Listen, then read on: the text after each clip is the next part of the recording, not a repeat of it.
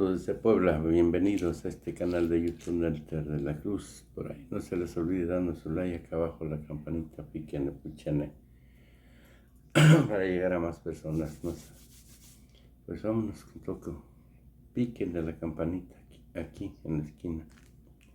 Su like, por favor, echen la mano, chingados, sean malos. Impulsaron a Fox y luego impulsaron a Calderón.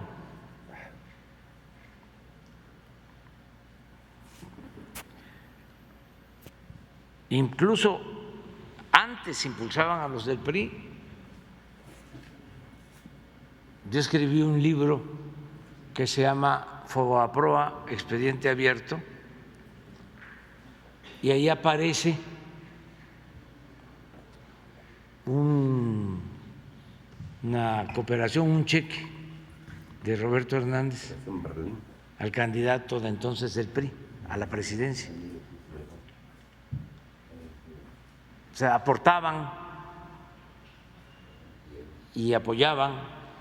Por eso también le tengo yo un reconocimiento, porque yo no oculto las cosas, siempre digo lo que pienso, al licenciado Peña, porque a diferencia de Fox, que se metió con todo para que yo no ganara, aunque no pudieron evitar que yo ganara, nada más que, como me dijo un campesino en Michoacán, ganaste pero no saliste.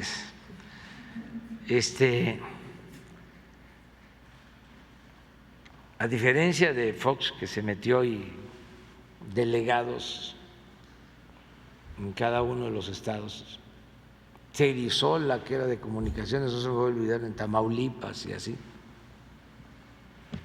y desde Los Pinos manejaban toda la guerra sucia. Todo eso está probado. Él mismo lo ha dicho, de que cargó los dados. Acaba de decir hace poco de que se arrepentía de no haberme desaforado. Imagínense. Es cierto. Qué vergüenza para los que votaron por él.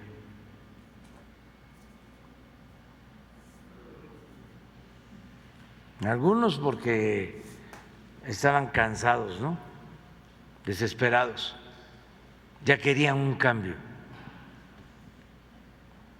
Otros porque pensaron de que iba a haber un cambio. Y otros más por su conservadurismo, porque esos han seguido igual. Durante más sexenios, con el engaño de que ellos justificaron el fraude de Calderón.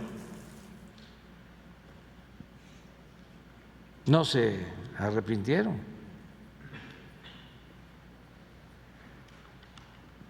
Pero Peña fueron a decirle de que era importante la unidad. Ya Fox, en vez de votar o apoyar a la candidata de su partido en el 12, Josefina Vázquez Mota llamó a votar por Peña.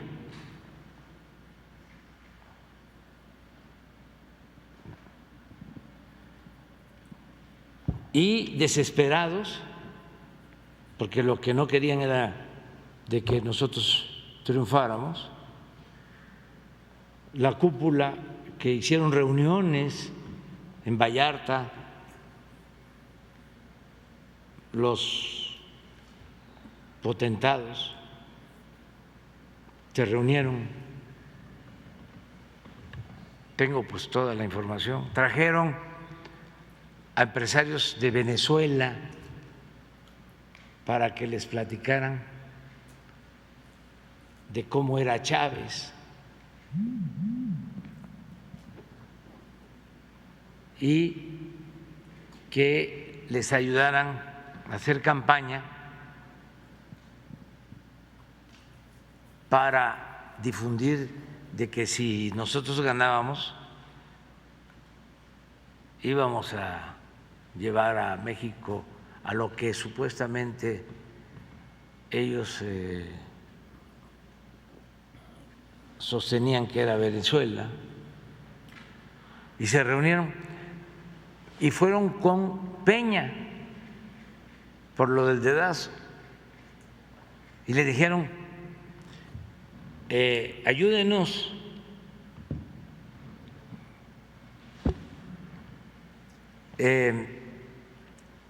que decline MIT por Anaya y nos unimos, porque si no va a ganar el peligro para México.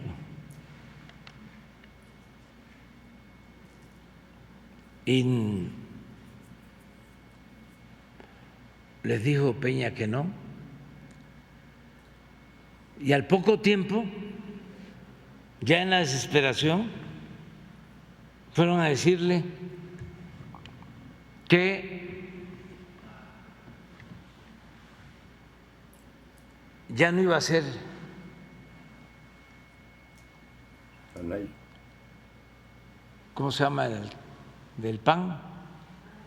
Anaya, sino que iba a declinar Por favor. por MIT, pero que querían su apoyo para meter todo el aparato. Y Peña dijo no. Y eso que les estoy diciendo ahora, lo dije cuando tomé posición y se lo agradecí a Peña. Porque imagínense un presidente, por muy mediocre que sea, ya lo hemos visto en cambios en la sucesión. Si decide hacer daño, lo logra.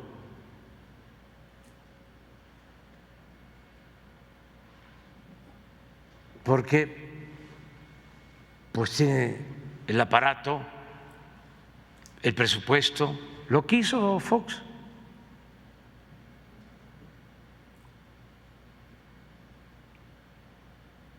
De mandar delegados y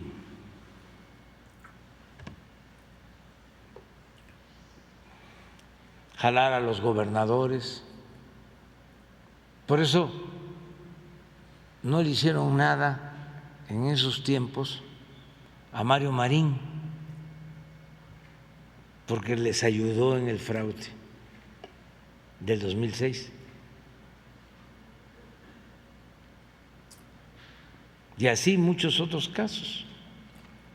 Entonces es interesante ver ahora quién los va, a todos ellos, a reunir para irlos convenciendo de que la mejor o el mejor va a ser fulano, mengano o perengano. Tienen que intervenir los medios de información, porque si no, ¿cómo los promueven? Ya he visto, por ejemplo, al Reforma promoviendo al hijo del finado Colosio. porque pues todo esto se advierte, ¿no? Pero armonizar no va a ser fácil. Bueno, ya hablamos de eso. Finalmente, señor presidente, hace 2 semanas aproximadamente hicimos una denuncia de chicos estudiantes residentes de medicina en el Hospital General de Acapulco. No sé si recuerda este tema. Pero pues resulta que esta situación que se da en este hospital, y es un hospital del IMSS, resulta que no nada más se queda con los residentes, sino nos buscaron a Grupo Transmedia, buscaron y nos hicieron llegar una serie de documentos y denuncias que son las que traigo aquí, y nos encargaron que por favor se las hiciéramos llegar, porque están denunciando casos de despido injustificado, nepotismo, y pues lo que quieren ellos es el apoyo de usted en esta situación, porque no nada más, le digo, son los estudiantes, sino es en general el grupo de médicos que trabaja y que labora, y esto parece que es una situación en especial del hospital. En cuanto a este tema, pues yo sí quisiera preguntarle a usted sobre cómo observa los avances que ha tenido su administración en la cuestión laboral, y sería todo. Muchísimas gracias. Pues ¿es del Seguro Social lo que me planteas? Sí. Sí, le vamos a pedir a SOE. Sí, y de hecho, bueno, mi plan era presentárselos desde el martes, sí, pero no se pudo dar el caso. Sí, me entregas, sí, me entregas. aquí está todo. Sí, me entregas los documentos ahora, terminando. Sí. ¿Y qué puedo decir en lo laboral? Lo que se ha logrado, yo creo que cosas importantes. Para empezar, lo del salario. Ha aumentado el salario como nunca y va a seguir aumentando, porque el salario se quedó completamente rezagado durante el periodo neoliberal. Eso también quisieran que se olvidara.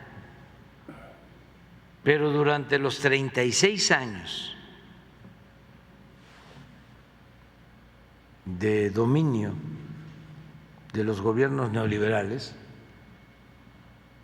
el salario perdió el 70% de su poder adquisitivo.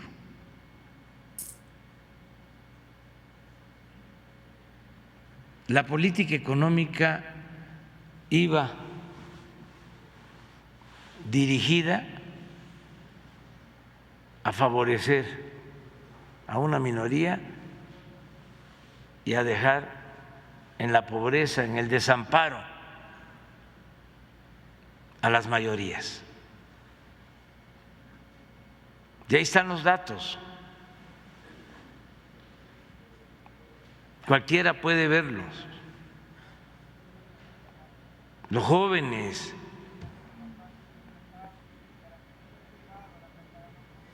que vean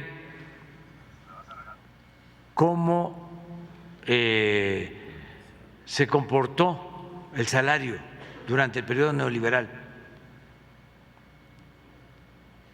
y que lo comparen con la inflación de todo el periodo. La UNAM tiene un centro de investigación de las pocas cosas que han quedado en pie en la UNAM en lo que tiene que ver con las ciencias sociales. Tienen un centro donde hacen una investigación desde hace años sobre la capacidad de compra del salario, pero lo traducen a pan, a tortilla, a frijol, a huevo, a leche. Y es impresionante cómo se deterioró el salario. Entonces, si me preguntas de qué me siento satisfecho, de que el salario, aún con inflación, desde que estamos a la fecha, con esta inflación de 8.7, ha crecido 63% en términos reales el salario, y va a aumentar más. Y mi ideal, a ver si se puede, porque no es un asunto solo de decreto, es de que yo pueda decir que aumentó el 100% desde que llegué hasta que terminé mi mandato. Ese es un propósito. Ya lo logré en el caso del norte. Ahí sí ya es el 100%, porque en el norte lo aumentamos al doble en términos cuantitativos desde el 19 y ha seguido aumentando. El salario mínimo en el norte es pues casi el doble del actual en el resto del país. Entonces, me preguntas, ¿qué? El salario. ¿Qué otra cosa? El reparto de utilidades al trabajador. En el 20 recibieron 100,000 millones de reparto de utilidades. En el 21, 200,000 millones. Y ahora va a aumentar más. Eso no sucedía. Fue de las reformas que llevamos a cabo. Lo que hablábamos de las pensiones también ayudó. Todavía no estoy satisfecho. Vamos a hacer el análisis. Ayudó mucho la eliminación de la subcontratación, el outsourcing, otra herencia, ¿no?, del neoliberalismo. Pero sí, bueno, la reforma laboral, la democracia al interior de los sindicatos, todo eso ha ayudado bastante. El que ahora para la firma de un contrato colectivo se tenga que consultar a los trabajadores, que no sea un asunto nada más de los dirigentes para cumplir con la ley, que puedan celebrarse asambleas para decidir sobre la titularidad de los contratos colectivos. Han habido asambleas para que los trabajadores decidan a quién desean como representantes sindicales. Todo eso es avance. Vamos poco a poco. También yo he llegado a la conclusión de que esto es un proceso. Muchos gobernantes inician un proceso de transformación, de cambio, y se dan cuenta pues que no les va a alcanzar el tiempo y que requieren más tiempo, y por eso proponen modificar la Constitución para tener un periodo más, y se quedan ahí más de un periodo. Y sí, hace falta tiempo pero no hay que violar el principio de la no reelección. Entonces, hay que pensar en trabajar mucho, de manera intensa, dejar las bases, medir bien todo aquello que pueda ser irreversible, que ya no puedan los conservadores dar marcha atrás, y lo más esencial de todo, auspiciar un cambio de mentalidad, porque eso es lo que permite de fondo que no haya retrocesos.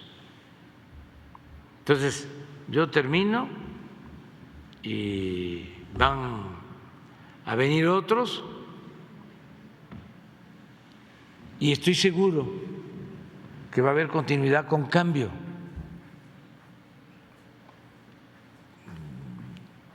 En el caso laboral hacen falta muchas cosas todavía, pero pues no se puede todo. Hay que priorizar. Espérate otros 6 años. Yo voy a dejar las bases, en algunos casos bastantes avances, en otros solo los cimientos, el ejemplo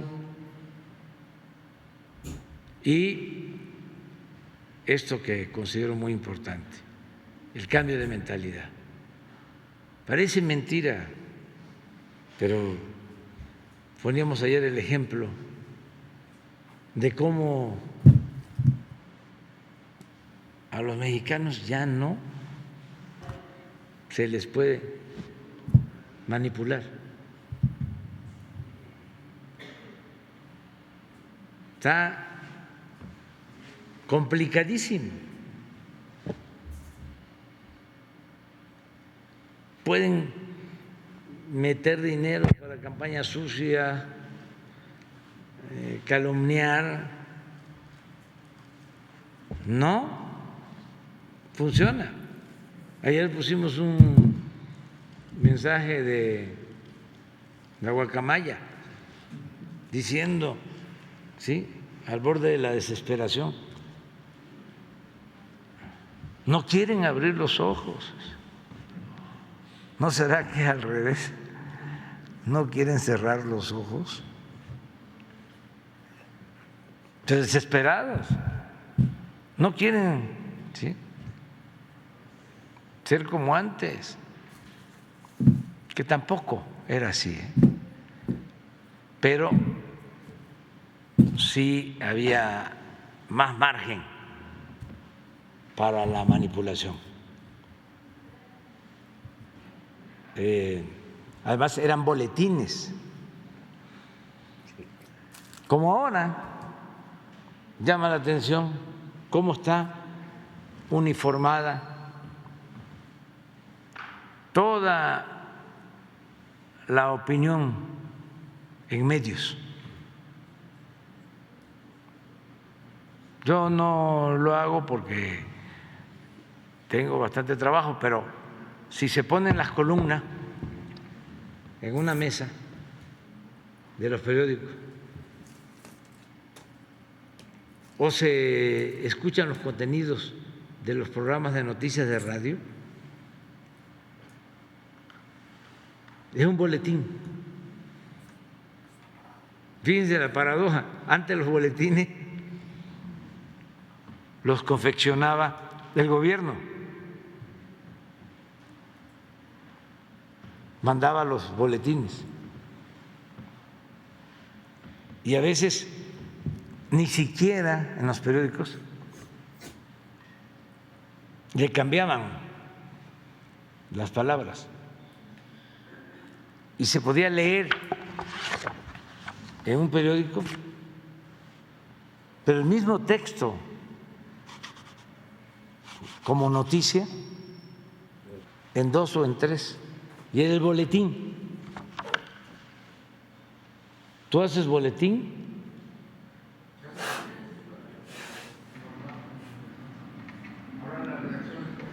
¿Y te salen así parejos? O sea, no te hacen caso.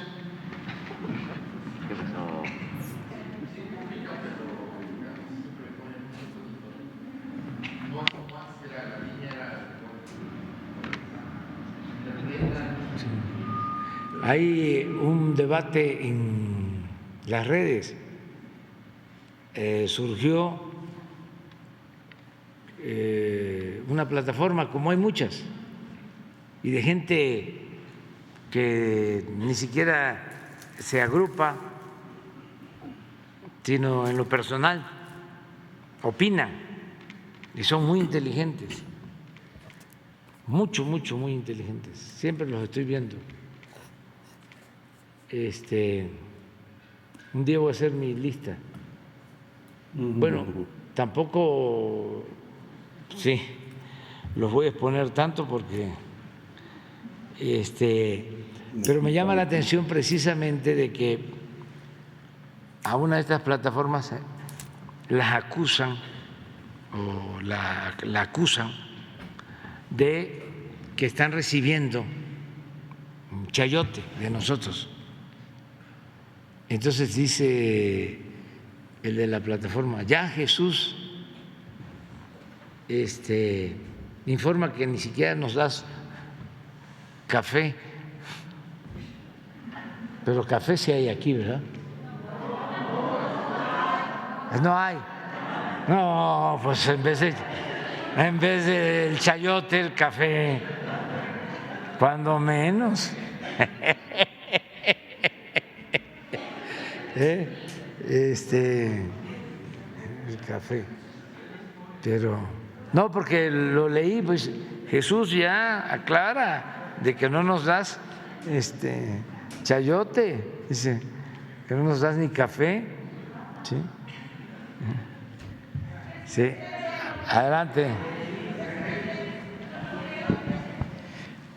Buenos días, presidente. Hans Salazar, de Noticiero en Redes. Preguntarle, ahora que prácticamente está avanzado el tema o superado de la ampliación de las Fuerzas Armadas en el tema de la seguridad, todo esto que conlleva a eso, ya se parte hacia la siguiente iniciativa de reforma constitucional, que sería la reforma electoral. Ya incluso hay tema al respecto, ya ha habido incluso foros, pero también se habla sobre, ahora que ha cambiado un tanto el panorama legislativo, tanto en la Cámara de Diputados, en la de senadores, para poder avanzar en temas de reformas constitucionales.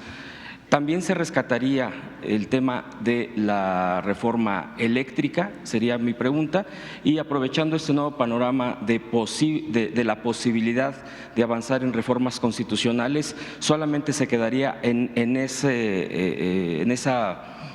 empuje hacia estas reformas, o habría más, se contemplarían más en otros temas, pues cambiando el panorama legislativo para poder avanzar en la transformación que está impulsando. Sería mi primera, y ahorita si me permite otra.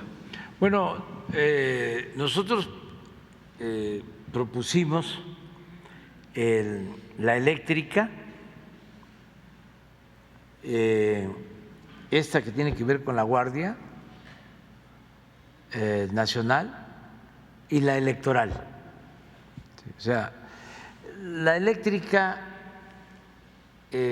como está y como la terminó de definir la Corte, el Poder Judicial, creo que es suficiente.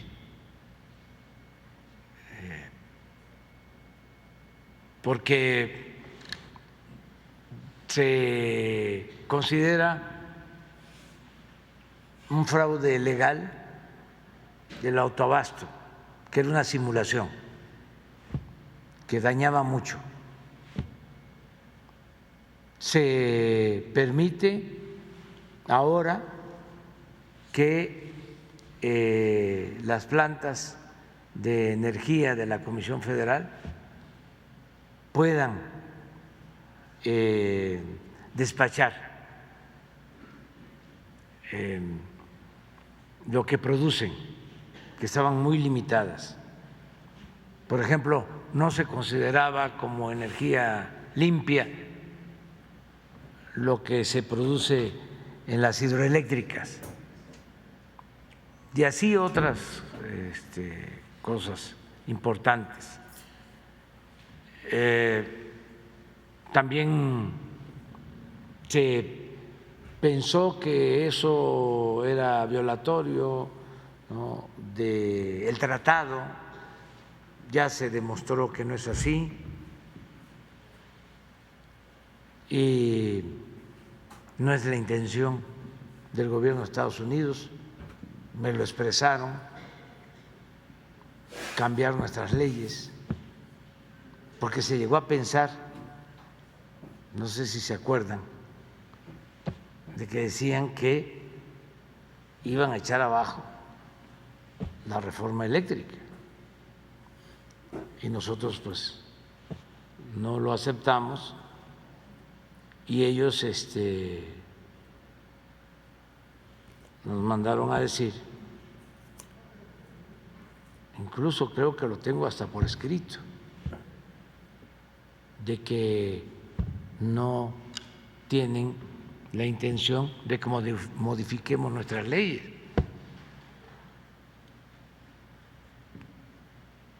Ahora, lo de la Guardia es muy importante. Ojalá y los congresos locales nos ayuden, porque ya se aprobó en el Senado, ya se aprobó en la Cámara de Diputados, pero falta que se aprueben los congresos locales. Con la mitad más uno ya es reforma constitucional. Entonces esto va a ayudar muchísimo para que no termine la Guardia Nacional como acabó la Policía Federal, que se pudrió y se corrompió, y de ahí salieron gentes que ahora incluso están en la cárcel porque se asociaron con la delincuencia organizada. Entonces, el que la Guardia Nacional sea una rama de la Secretaría de la Defensa es para que no se desvíe, que sea profesional siempre, que cuente con todo el apoyo de la Defensa, de Marina, que se fortalezca más la misión de no violar los derechos humanos, que sea una institución de seguridad social, la principal institución de seguridad pública de México. Entonces, esto es un avance. Y luego viene la reforma electoral, porque es muy importante para que ya se destierre el fraude, por completo, que ya quede como anécdota y que los jóvenes ya no tengan que padecer de estas imposiciones, como lo del tapado y todo esto que es parte de la picaresca de la política mexicana, entre otras cosas, pero son métodos antidemocráticos de siglos. Que se desaparezcan y que no estemos hablando de fraude. Hay lugares, países, en donde no les pasa por la cabeza el que vaya a haber fraude en una elección. ¿Ustedes creen que en Costa Rica van a estar pensando en que hay que cuidar las casillas para que no vaya a haber fraude? Acaba de haber elecciones en Brasil, o las elecciones que hubieron en Colombia, o las elecciones de Chile. ¿Escucharon ustedes algo sobre fraude? No, ese era un asunto que nos avergonzaba, era casi sinónimo de México, de su política de siempre. Es como en Dinamarca. Hablar de corrupción. Una vez, hablando con una danesa, le explicaba yo de la corrupción, estaba así, completamente sorprendida. ¿Qué no les pasa por aquí? Pero fíjense, los daneses no tienen corrupción, no hay pobreza, no hay inseguridad, no hay violencia. Entonces, no es poca cosa el que se acabe con los fraudes y que la autoridad electoral sea imparcial, recta, íntegra. Entonces, hace como un año, de repente saca una resolución el Tribunal Electoral en un sentido y luego lo cambia la resolución en otro completamente opuesto. Primero, resuelve que no iban a quitar a unos candidatos y le envía su dictamen al Consejo del INE. El Consejo del INE no le hace caso y el tribunal cambia su criterio y le quita las candidaturas sin ninguna justificación, porque eso no es un asunto legal. O sea, actúan por consigna.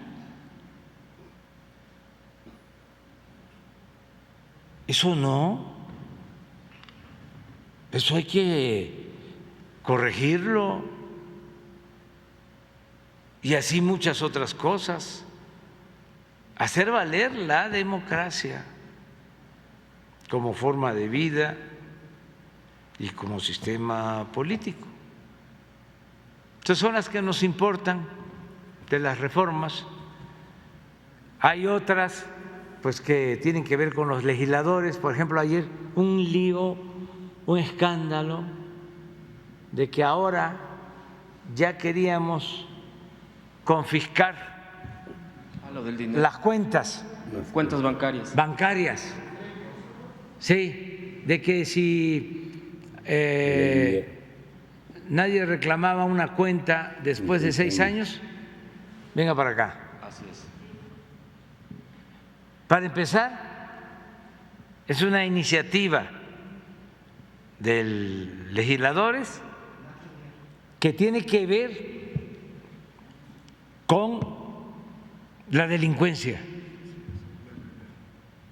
¿Lo puedes explicar tú? A ver. Pero